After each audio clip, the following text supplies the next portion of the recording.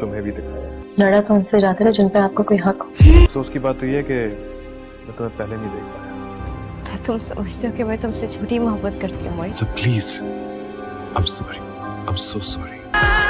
नूरजहां ड्रामे के अगले एपिसोड में आप देखेंगे कि हुनैद के घर बेटी की पैदाइश हो जाती है। हुनैद और सफीना काफी ज्यादा खुश होते हैं, लेकिन नूर मामा इसे बुरी नजर से ही देखेंगे और उसे कहेंगी कि लगता है ये बेटियों की लाइन लगाएगी। पहले भी अगर उसकी बेटी जिंदा होती तो आज इसकी दो बेटियां होती। सफीना कहती है आप ये नहीं भूलिए मेरी पहली बेटी को भी आप लोगों ने मिलकर मारा था। ये सुनकर हुनैद को काफी ज्यादा गुस्सा आएगा और कहेगा कि सफीना ये कैसी बातें कर रही हो, ये किस तरह की बात कर रही हो, तुम तो मेरी मामा पे इल्जाम लगा रही हो। वो तुमसे बड़ी हैं और अगर वो गुस्से में कुछ कह रही हैं तो तुम सह लिया करो। मैं तो चुपचाप सहती ही आई हूँ, लेकिन अब वो जो कह रही हैं, वो जो अब बोल रही हैं, तो अब हम क्या करें? मैं अपनी बेटी के बारे में किस तरह बर्दाश्त करूँ? सफीना कहती है कि तुम्हें तुम्हारी अम्मा की असलियत पता नहीं है। जब तुम्हें उनकी असलियत पता चलेगी तब तुम्हें लगेगा कि तुम्हारी बीवी वाकई ही ठीक बोलती थी।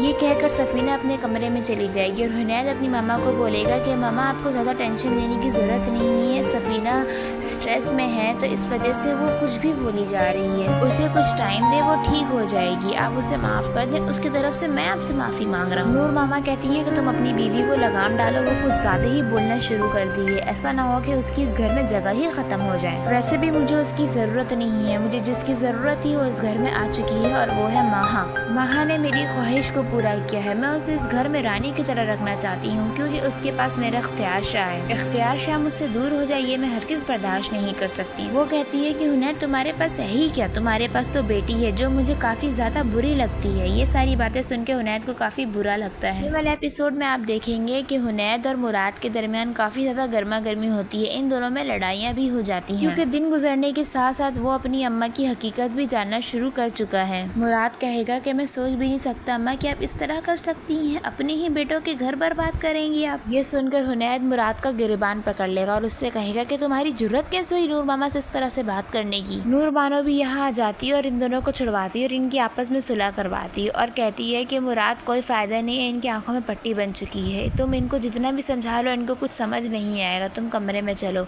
मज़ीद ड्रामा रिव्यूज के लिए हमारे चैनल को सब्सक्राइब करें। वीडियो अच्छी लगी तो लाइक और शेयर भी लाजमी करें। अल्लाह हाफिज़।